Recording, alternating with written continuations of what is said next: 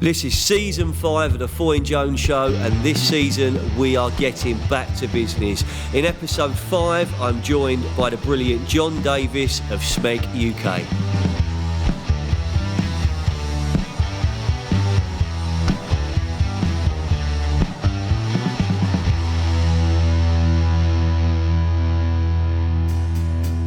Do you know what? That theme tune gets better and better and better. Here we go again. We are about to record episode 5 of season 5 of the Foyne Jones Show.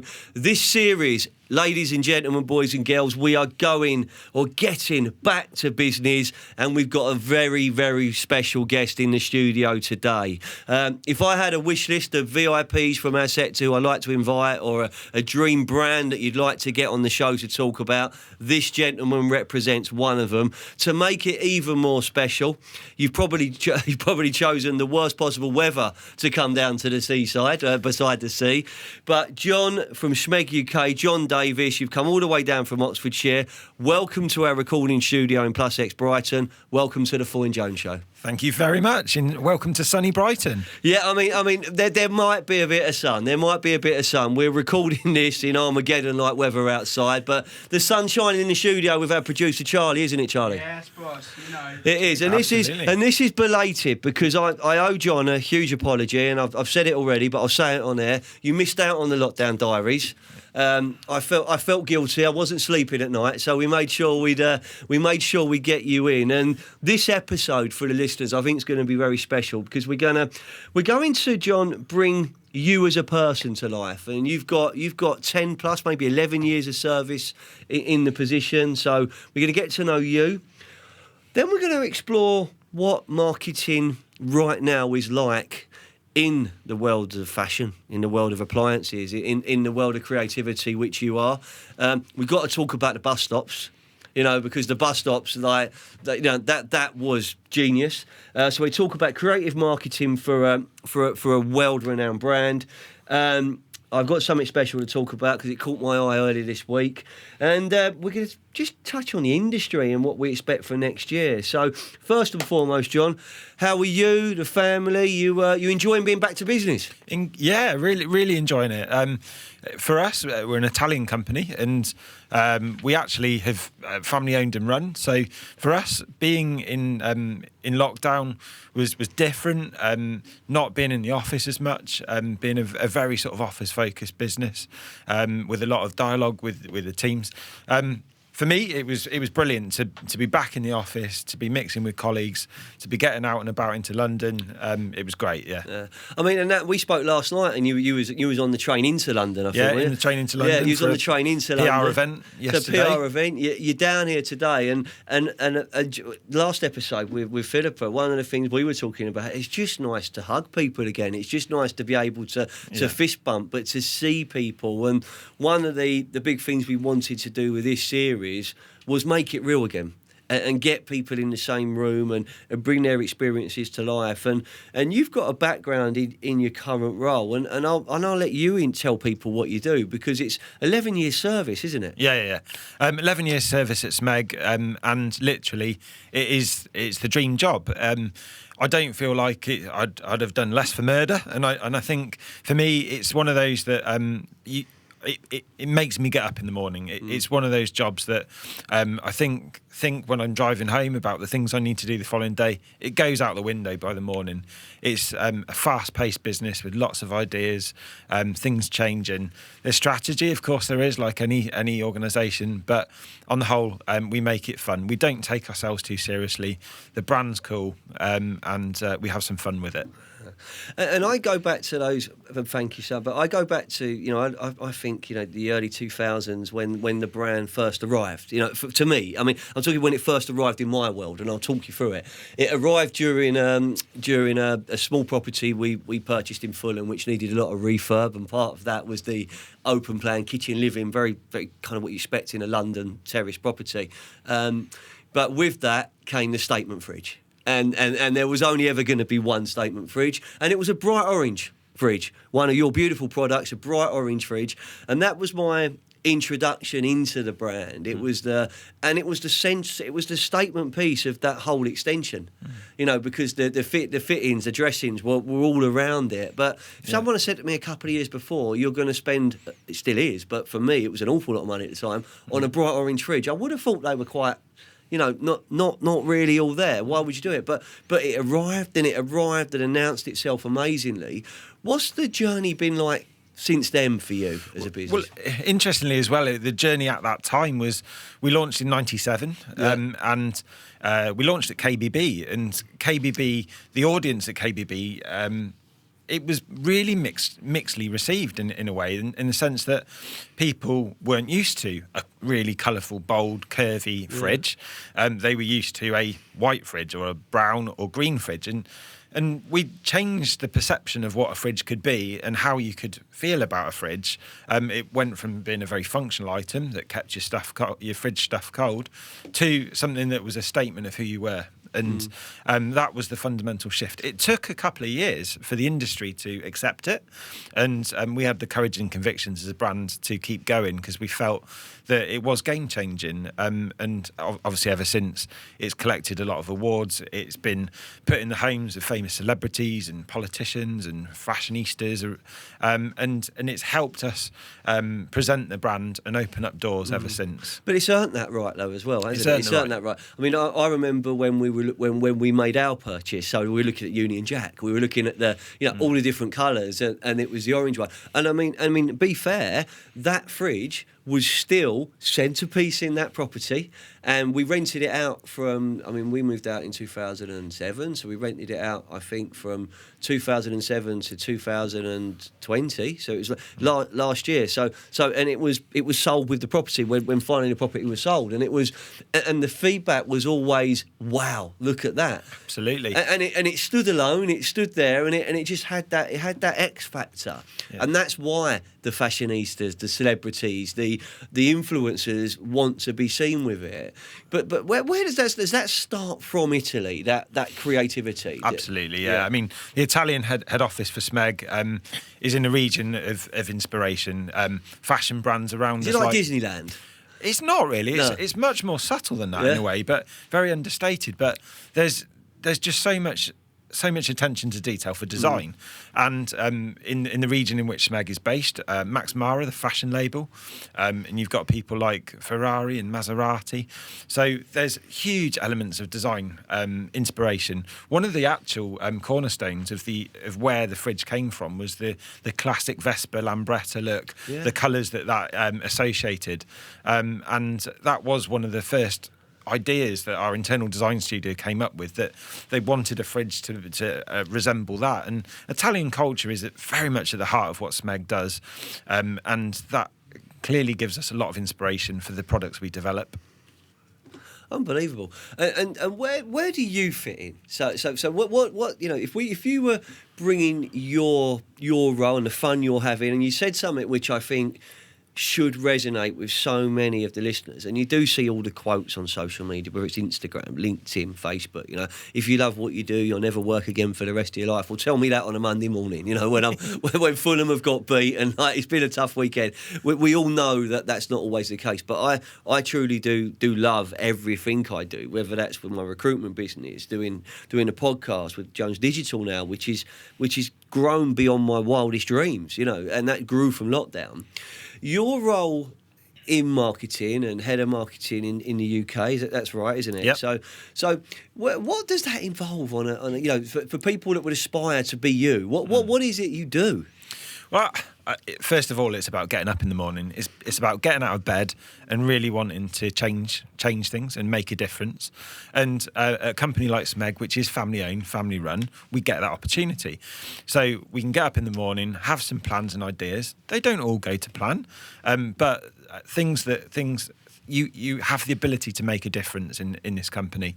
And that is absolutely what I love about it, that I can go in, the agenda can change, but I walk away at the end of the day and we've achieved something. We're not a statistic, we're not a number.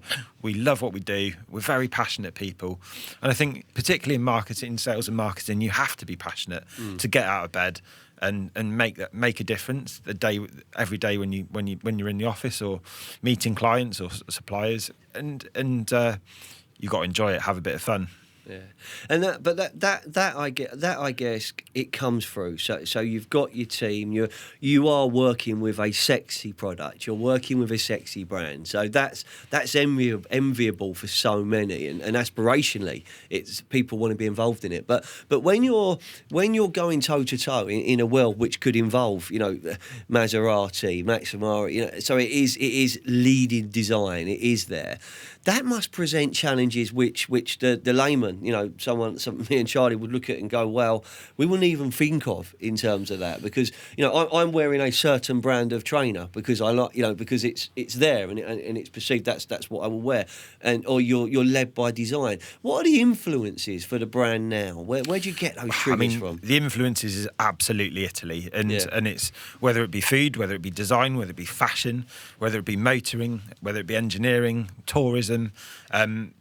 Literally levers from all of those areas have influenced our products, from the Italian Riviera to Dolce & Gabbana, to the colourways of the classic old Lambrettas and Fiat 500s, to the cobbled streets. And the one thing that has really resonated recently as well is the culture in Italy of very family orientated, entertaining, big large families, sit around the dinner table, big enjoy large food. Table, all eat together, La familia, bowls of food shared. Yeah, exactly. La familia e tutto.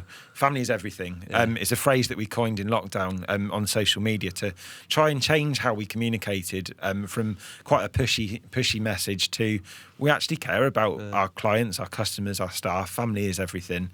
And we... Todo es familia in España. Exactamente. Yeah, so I mean, we could do, but I was lucky enough to spend a lot of time in Andalusia, so in southern Spain, when my children grew up, and that family-led culture changed my world. In terms of you can go out and eat with young children, you can all be round a table inside your home or outside your home, and you're welcomed in. It is very different to what I grew up with in southwest London. In Fulham, that wasn't definitely the way, and the world has evolved that way, and it's amazing. I guess if you look at the strength of the brand globally, that those values are still coming through. Well, that's it. I think that where I would start on this one is the kitchen very much is the heart of everyone's home. We've noticed it more and more through lockdown. We do our homework in it. We do my wife's a teacher. She's been teaching lessons in it. I've been trying to conduct business meetings in it. We eat. We literally, it is everything in our home. If we had a dog, it would be wrestling around the kitchen as well. And I have one of those in mine. I'm not allowed a dog. My dog Snoop. So, but do you know, it's we are next year, talking about what's expected in 2022. But I'm going to take this podcast and the diaries and my social content, and I'm going to bring it into my home. And my wife, we've spoken about this, and we're going to this, Charlie, but we're going to record more in the home, in our kitchen, and we're going to kind of bring different chefs in to work with us, and it's taking, I could talk about recruitment all day passionately, and I will talk about that, and I love what I do. But if you can talk about recruitment in a setting which makes people feel comfortable, and you're bringing people in that can offer advice, and then you bring your digital storytelling in, it does actually make a difference. And I've seen that with some of your projects, with the demos you're doing, with the teasers that are going out. You're getting back at it now, isn't absolutely. it? Big time. Absolutely. And as I say, the kitchen is the heart of the home. We live and breathe our life in it. And for us, people want a statement of their life in a way. And if you look quite closely at the Smeg name, there's two letters in the middle of Smeg, the M and the E, and it's me.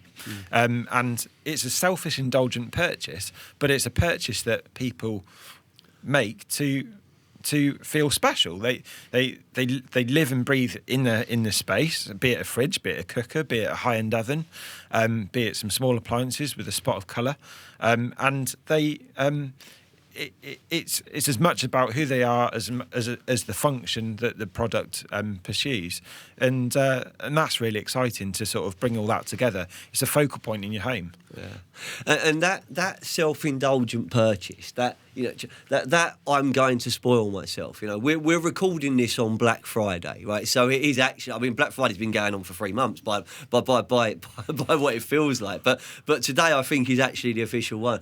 And I found myself. I mean, I didn't have anywhere near the journey like you did to this studio job. But on the train, I was looking. I was thinking, well, do I need this? Do I need that? And I'm like, do you know what? I might just buy something later because I want to feel good about something, and that's important. And I think that's what I've seen change in the interiors industry per se now, is that if you want that sexy coffee maker, if you want that appliance which is going to stand out and maybe have the X factor if you're entertaining, because that's kind of what you want to show it off, why shouldn't you have it? Exactly, and that's exactly how we sort of approach our marketing. We don't want to bog people down in Black Friday. It's not a sort of on a whim. People decide over a period of months and years and covet owning one of our products. People hug them, kiss them, cherish them, love them, look after them. Be it they're really, really into their food and foodies that are keen on cooking the best ingredients, or someone that's just really proud of owning that Smeg product. It's a lovely place to be, really. We're not a gimmicky brand, although people obviously see the retro side of the business and have that real love affair and attachment to the brand. But we're far more than that. Oh, in your 11 years, John, what's been the favourite? The favourite product, or the favourite, the one that you look back and you go, wow, that's changed my world. I mean, I could not honestly pick one. There's the collaborations with Dolce & Gabbana have been incredible. We've been on the catwalk. The week before, Victoria Beckham was on it, and that just opened up a whole new world for us. Trying to link into the Italian culture more and collaborate with really high-end brands. Another one was the Fiat 500. We've got a drinks chiller in the shape of a Fiat 500. We've got a fridge that is now phased out. But we worked with an Italian designer, a denim fridge. Who thought a pair of jeans would end up on a fridge? But here we are. And that is what makes Smeg special and different. The more different we are, the more successful we become. And I imagine that there's a willingness for collaborations. There's a willingness for people to want to show their me in one of your products, and that's quite unique in itself. That whereas lots of other brands and businesses are going out to bring influencers in to work with them, I imagine you've got an orderly queue of people that are saying, we could, can we? What about this? How about this? And absolutely, that's powerful in itself. So one of the more recent campaigns and promotions, which literally stopped me driving at times, and I just thought, wow, was the Diet Coke and the bus stops and that. I mean, where did that come from? Because that was superb. It was absolutely incredible, and it was just literally. We both love LinkedIn, and it was a quick message from the brand manager at Diet Coke to say, "I've had an idea. Love your brand. We're doing a campaign. Diet Coke are huge, massive investment, and they wanted something that fitted with them." Going back into the 80s and the 90s, Diet Coke was all about taking a break. Yeah. And Diet Coke and their agencies had it was really... about a fella on a windowsill, wasn't it? Yeah, like, it was with the quite ripped abs. Yeah, the Rip Builder, and it was all about taking a break and what have you. And obviously their ads have evolved since then, and their engagement too. But they bringing that into very much the 21st century. They wanted to encourage chilling out, taking a break. What best to do that? To chill a fridge and a chiller, our little drinks fridge. And they commissioned us to make fridges for them. They've given them away on pack. And in return, they have absolutely smashed it in September. Bus stops, as you say. It was amazing. It genuinely was. There was a campaign in our Regent Street flagship store where they constructed a giant fridge. And inside the giant fridge, you open the fridge door, ice bellowed out. They'd constructed from ice, an ice sculpture of a Smeg fridge, and set into the middle of it was a Diet Coke can. journalists, influencers, all engaging, and out popped Sophie Ellis-Bextor. And what brand could ever say that? During lockdown, Sophie Ellis-Bextor was known for her kitchen discos. Yeah. And the kitchen disco we fell in love with as a brand. We thought absolutely perfect for our audience. Family is everything, kitchen's the heart of the home. And there's a pop star engaging with her audience and her family in the kitchen. Not too precious about it, having lots of fun, and we loved that. So she came and absolutely smashed it. There wasn't murder on the dance floor, but it felt like it. She's just done a 24-hour dance, hasn't she? For comic relief as well. Sophie Ellis-Bextor. I've got a Sophie Ellis-Bextor story, all right, and I'm just going to bring it in. And we've not met, okay, but her family are based in Sussex, and her brother Bertie supports a certain football team in South West London. It's not a Fulham, is it? He is a Fulham fan. Bertie Bextor is a Fulham. I don't know if Sophie is. So I'm not gonna say she's got the same loyalties. But Bertie Bextor is a Fulham fan. He won't remember me, but he'll know my eldest boy Harry because they played cricket together for 4 or 5 years in Sussex in a little village called Barkham. They played in the same team, and he went to the same school as my younger son. So there's a Fulham connection with the Smeg branding. That's all I'm saying. I have massive sympathy. I must admit, being a Man United fan, I cannot really condone that. There you go. But as a Man United fan, I guess it's transient times as well, isn't it? Absolutely. You have to learn to adjust and be resilient, don't you? And at the end of the day, fans' favourite turned to fans' enemy in the space of 18 months or so. At the end of the day, it doesn't change what he's achieved at the club and still goes down in the folklore. I posted about it on LinkedIn, actually. I thought he handled himself amazingly, and the raw emotion he showed, that and you just think that to me is what makes football special at any level. We've changed managers. I was quite sorry to see Scott Parker go, but if I look at it factually, statistically, we had 11 games to stay in the Premier League, we won none, or we won one. Yeah. It's a results business. So I think you have to take that emotion out. But the Diet Coke campaign was very special. Absolutely credible. It lifted the brand and really aligned with their and our audience. It was a really nice. We've got to go back to that point. You mentioned that we both share a love for LinkedIn, and for me, it is my go-to only real platform. I've got others that are developing other platforms for me, but LinkedIn is where I hang out. It's where I have fun. Yeah. And I don't see it as work. I actually see it as fun. It's really. I mean, someone said to me back when I launched the business, John, in 2003, that I could message you, with on LinkedIn and get a reply, and you'd be here in the studio. It just you don't know how lucky you are nowadays. Exactly, yeah. And to think that the brand director of Diet Coke has felt the same, and he's messaged, that's just phenomenal. Yeah, and for me, LinkedIn's so special in that respect because you can get an immediate response from somebody. And it pinged in on my phone, and I thought, is this real?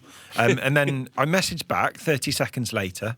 The next thing is, we're on the phone a minute later. Yeah. And his excitement, my passion, we and within a month we'd got basically a £2.5 million campaign off the ground. It was quite incredible through the power of LinkedIn and the power of the brands. John, it's been a brilliant introduction to you. It's been a brilliant introduction, almost like a behind the scenes of a brand we all love. It's been a great first half of the podcast. Thank you so much. No problem.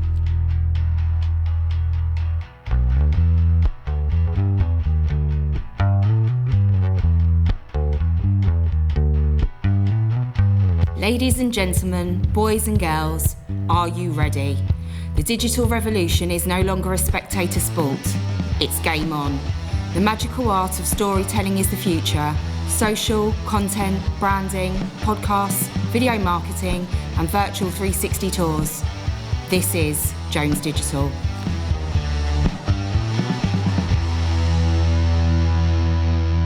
Okay, so here we go again. It's the second half of episode 5. John Davies from Smeg UK has actually spoke to us about Diet Coke, Sophie Ellis-Bextor, Fiat 500s and Maseratis. What more do you want in your life? It's like a dream come true, your job, John. Amazing. So, and that leads me on to what we do at Jones Digital. Digital storytelling for us it was a business born out of zero recruitment in lockdown, and we know where we are now, and we're really trying to encourage people in our industries to have the confidence to share their story, because you can offer something to someone. That storytelling and the power of stories is something which resonates within the Smeg family and your business, isn't it? Absolutely, yeah. I mean, stories are inherent to the very, very founding of the business. Smeg was a metal enameller, and the stories go right back to how we enamelled metal, how the business grew, the young sort of entrepreneurship of the brand, how it found its way into appliances. Second World War, they spotted an opportunity to automate more of the things in the kitchen and make life easier for people. And that entrepreneurship has run through the business. The stories that we've created have evolved. They've come from our history and our heritage, the collaborations that we've worked on, the people that we've been lucky enough to work with over the years. And it's authentic. A lot of organisations across industry have to invent their stories. They have to come up with ideas and present themselves. Whereas with Smeg, it's natural, and you're not having to do that. Literally, in many ways, we've got too many stories. We sometimes can confuse people. We've got too many products. We've got too many stories. What do you focus on? In our sector alone, we compete in multiple categories. Most competitors compete in just one. So their total focus is in one sector of the market. But we've got stories everywhere, and we're not looking to change that, because at the end of the day, that uniqueness is why people buy into the brand. Fantastic. And it also gives substance, it gives belief, and it gives feeling into why the brand is what it is. And yes, you draw interest, and you've got that. And it's iconic, it's retro, it's sexy, but it has to work, and it has to do what it says, and it has to keep being current as well. It does. You can't always be vintage, you can't always be retro, you've got to be current with it. And we're going to talk about something which is very, very current, and sometimes fate and it's a cruel mistress and spooky, but we my boy was back on leave, and my youngest boy, and we sat down as a family to watch a film on Sky. So you know where I'm going with this, don't you, John? I do. So we sat down to watch the James Bond film, No Time to Die, which I think was slightly too long, and probably slightly tried a bit too hard at times, but at parts was absolutely breathtakingly brilliant as well. Yeah. You brought the humour back, which I liked at the start. So it was a masterpiece in terms of filmmaking. But then we get to Q's gaff. We go round Q's house, the new Q, and the name's Bond, James Bond. But from a kitchen perspective, you bossed it in that kitchen. Amazing. And thinking back to how it all began was. Again, another inquiry. Would you like to collaborate? And it was an inquiry from a random company. I didn't even put two and two together. B25 Limited. Who on earth is B25? And then you think and you go, yes, the 25th Bond film, B25. Of course it is. Of course, Daniel Craig needs a hob to cook on tomorrow at Pinewood Studios. Can you send a motorbike there to get it all sorted? Of course we can send a hob, and of course we can help you. But unlike many organisations, the Aston Martins, the Jaguar Land Rovers, the sexy watches, Smeg is a brand in need and in demand, and is well thought of. And the idea of placing the products in an authentic kitchen for Q was very natural to them. They actually paid us for the product placement of those products, which speaks wonders for the brand. And I counted 3. Was there more than 3 in there? We actually did 7 products, of which some were cut out of scenes. Yeah. And I was absolutely devastated, because we had ovens, and Daniel Craig was actually stirring on the Smeg hob. The scene was cut, and it went from Daniel Craig arriving, Bond arriving at Q's place, through to the cat making whispers and some funny jokes going on.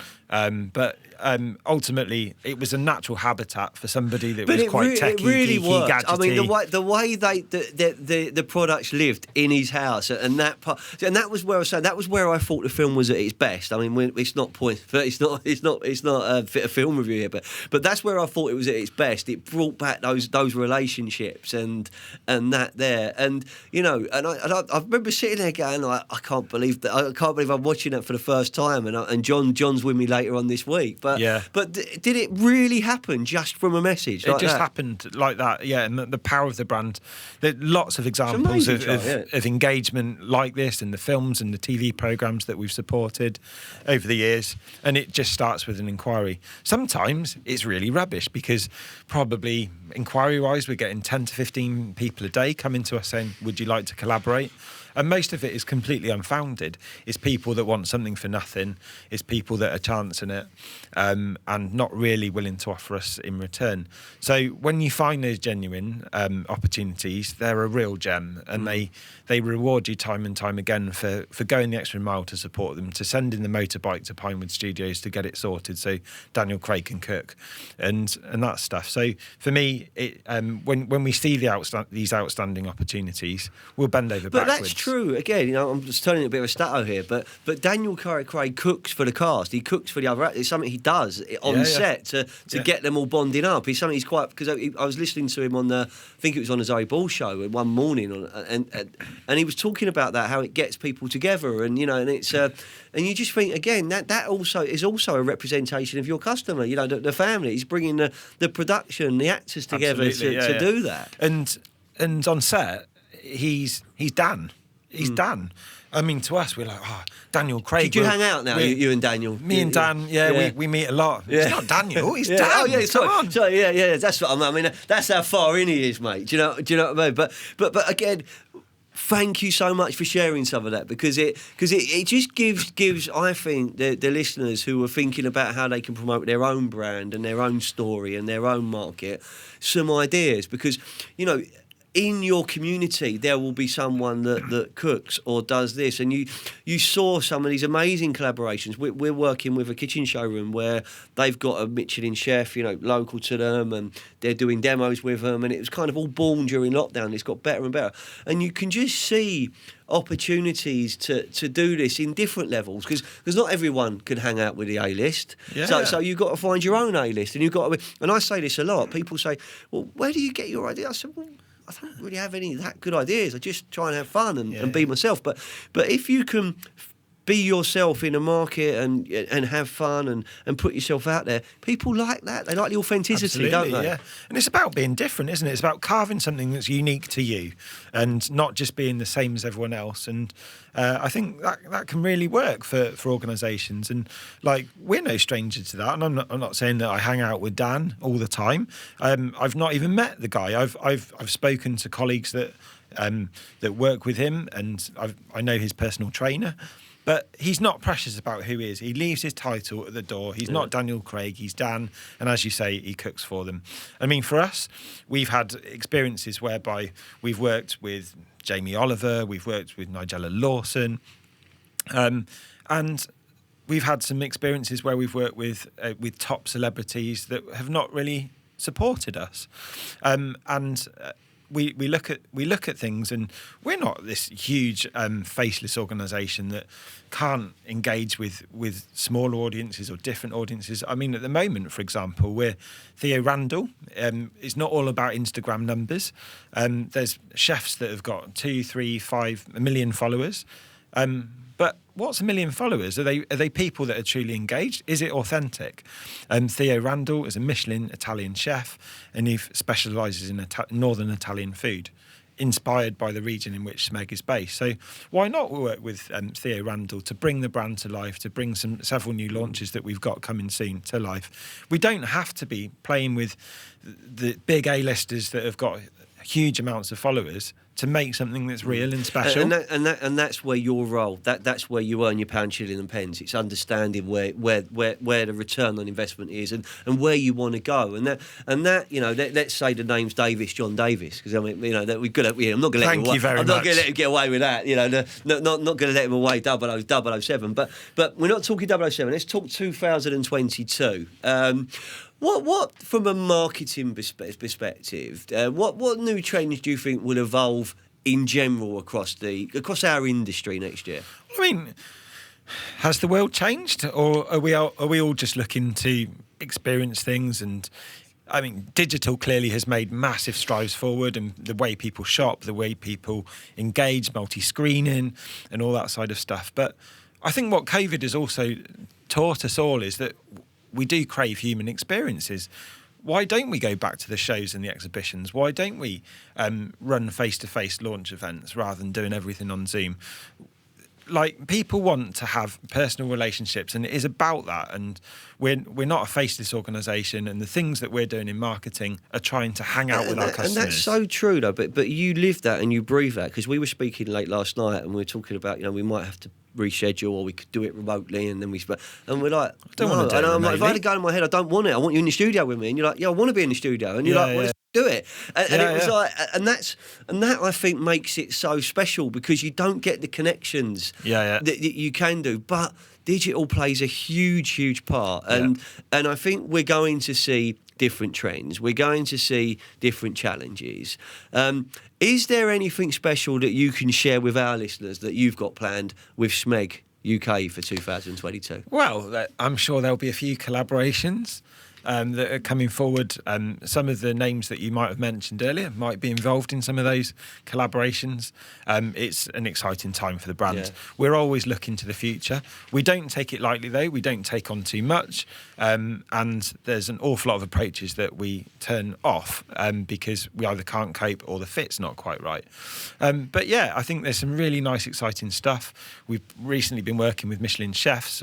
We've invested over 20 million euros in a new cooking platform. That cooking platform's called Galileo, inspired again by Italy and the famous Italian philosopher. And we're trying to be different. We're trying to change the industry. We're trying to make things better for consumers. And the oven and the range of ovens that we're launching are a true game changer. Whereas at the moment, if you were to use a conventional oven to cook, we all eat a roast chicken on a Sunday? Lots of us like to sit down at the weekend with our family and enjoy a nice Sunday roast. A typical chicken would take you maybe an hour and a half to cook. And in that time, when you're cooking and you're preparing, you're not engaging with your family. You're not hosting your friends in the way that you might like. The product that we're bringing through cooks is good, if not better, than the current ranges of ovens on the market, but it does it in just 30 minutes. So a chicken in 30 minutes, succulent from the middle, brown on the outside. You might wonder how we do that and how we cut it from an hour and a half to 30 minutes. SMEG's strapline is technology with style, and people think of us as style. There's a lot more to come from SMEG, and technology is at the heart of it. Technology with smile, a roast chicken in 30 minutes. I'm not letting you leave the studio. I want to know the secrets. I want to know the secrets. But again, there is the family ethos comes through there, because, I watch and I try and help, and I get in my wife's way when we're doing roast, and I'm sort of ushered out. Please, go away. Gets a bit stressful at Christmas.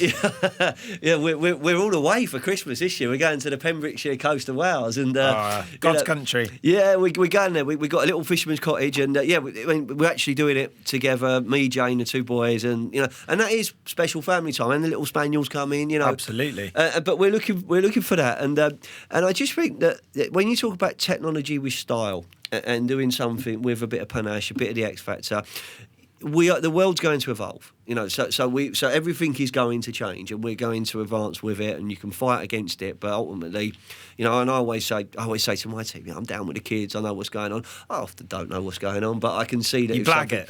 All day long, all day really? long, all day long. But then you start researching it, and then you start looking into it, and you start saying, well, we can do our own technology. We can do our own thing with style. You can do everything with actually some passion and creativity, and that's what I think people buy in. So if we summarise that, John, it's going to be an exciting 2022. Oh yeah, it'd be massive. The company's done really well through lockdown. It started off with the nation's need to stockpile. I can't say that we're a family that did it, although my wife did have a lot of loo roll stacked up on top of my SMEG fridge. Of course it is, in the garage.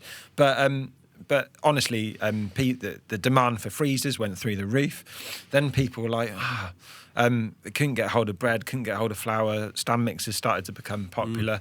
Our stand mixer stock sold out in a couple of months. people were then craving their Starbucks and their Costa coffee. But the shops were shut. People were encouraged not to leave their homes. So people started investing in beautiful coffee machines for their kitchens. And then, of course, they'd spent so long in the bloody four walls of the heart of the home, the kitchen, that they thought, oh, you know what, I need a change. And the surge in built-in appliances and range cooking went through the roof. People looking to change their kitchens. There wasn't the same investment in or need to travel abroad. People weren't commuting as far, saving money.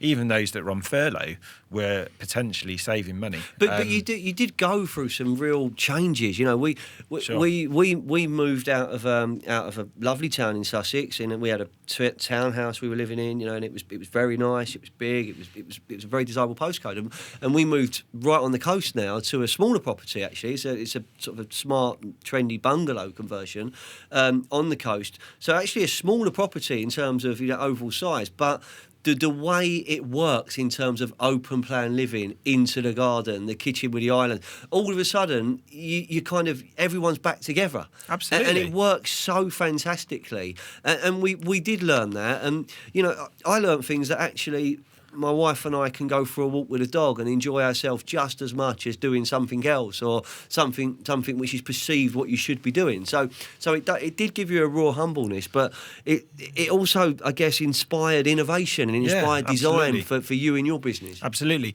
Let's face it, we're all time poor, aren't we? We're multi-screening all the time. We're checking our phones for emails and messages and WhatsApps.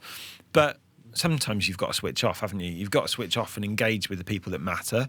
You've got to do the things that you enjoy and not just immerse yourself constantly in digital technology. And there are switch off times, and I've personally done it, and I've benefited from it. Yeah, it does. I mean, mentally, physically. We had a week away in the Witterings, so still in Sussex, but we had a week away, and we stayed in. My wife and I, we stayed in a glamped up railway carriage. So it was posh camping, really. It was an old Brighton railway train that had been done. It was probably two of these studios, but we were on the beach. And we were blessed with some weather, so it was absolutely beautiful. And and during that time, I did not put any of my devices on. They were locked away. My wife had spoken to the office and said, "Look, you've got my number. If there's anything really important." Nothing. The world still turned. I came back after 7-8 days. I was fresh. I was a little bit tanned, and completely. My mind was clear. I hadn't answered an email. Hadn't been on LinkedIn. Hadn't done anything at all. And the world still turned, and it was almost that reset. We talk about when something's not working. We turn that off and on. That mixer, I turn it off and on to get it going again.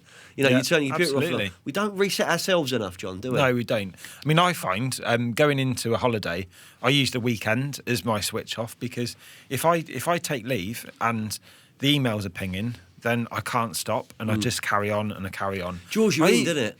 It does draw you in. And I mean, even on my honeymoon, my wife would kill me if I say this.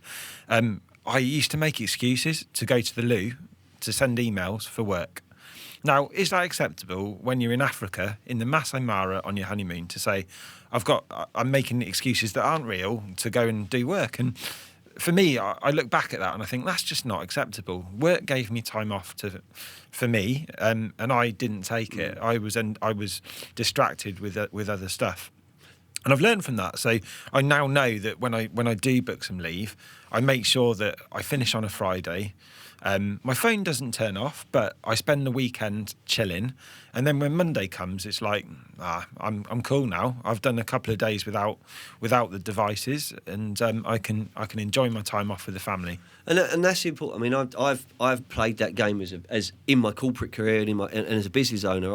I think we're speaking about it downstairs. One of the reasons we're in Sussex, but I've compromised the business for the family. I've compromised the family for the business, and you make the right decisions for the wrong reasons, and it all becomes a bit of a head mess.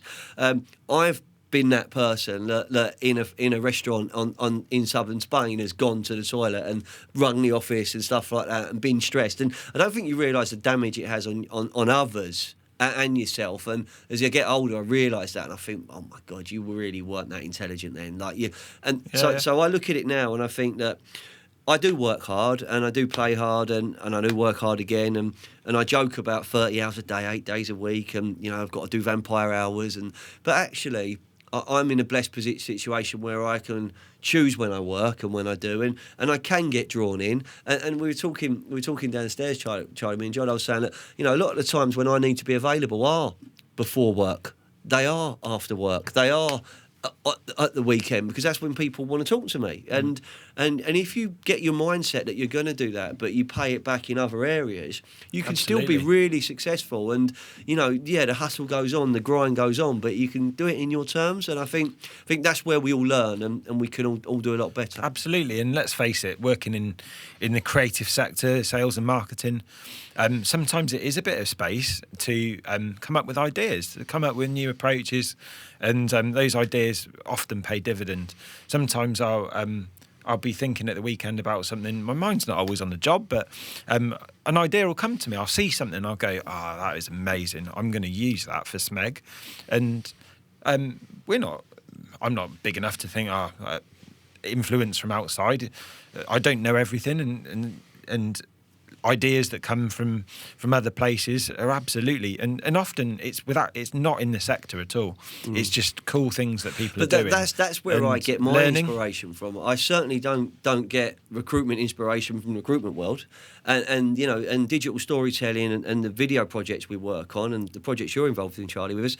You know, it's not from my sector. It's other factors. That it's sport, it's fashion, it's media, it's different, it's music, it's different environments where you see good stuff happening. Yeah. You know, that's where your ideas come from, and absolutely. And you just transfer it into your world. But I've got something for you, John. That, you know, for me, thank you for coming down. So it's a pleasure. I know you missed out. All right, you missed out last year on the Lockdown Diary. So I've got you a personal signed copy. Oh, amazing! There you go. It's just what I've always wanted. You should Peter. be in it. So I see that as a statement piece. So I think the next time you hang out with Dan, even signed. Next time you hang out with Dan, I think that, you know, he could put his gun on it or something. You know. Wow. Maybe you could give me a copy and I'll product place it in his office. There you go. There you go. And also, in memory of my first orange fridge, we've brought you through Gin and Jones, who are not my business in any way, but Andy Jones shares the same name with me. I've got you and your family. If you're not teetotal, if you are, just pass it on to someone else. Thank you very much. An artisan bottle of gin, which is orange. Nice, thank you very much. That's for you, John. So, thank you very much. Thank you so much for coming on the show today. Is there a closing message you want to send out to our listeners, our connections? Is there anything you want to end this podcast on? I mean, last night was a prime example. I was going into a late night do in London, and for me, the message is being kind. It's being kind to each other. It's about taking time for yourself. People are scrambling on that underground, not looking after each other, getting right in each other's faces, and trying to sort of scramble into before the door shuts. There were pregnant ladies on there and older people and stuff. No regard at all. And for me, I think that's a key thing, is just be kind, look after yourself, and in looking after yourself, you look after others. A bit of kindness goes a long way, and for me, personally, I live by the fact that I'm passionate, and the fun that you can have in your job, don't take yourself too seriously, it really pays off in the long run. Fantastic, John. It's a brilliant end to the episode. I think you've brought your 11 years at Smeg to life in a way which is shared stories, it's shared emotion. I'm going to get you to do it. Do the Italian family bit again for me. La famiglia e tutto. There you go. Family is everything. Yeah. Family is everything. You're very much part of the Foyne Jones family. This was episode 5, Back to Business. Thanks to our sponsors, MHK Holding UK, the name's Davis, John Davies from Smeg UK. That was episode 5, Back to Business.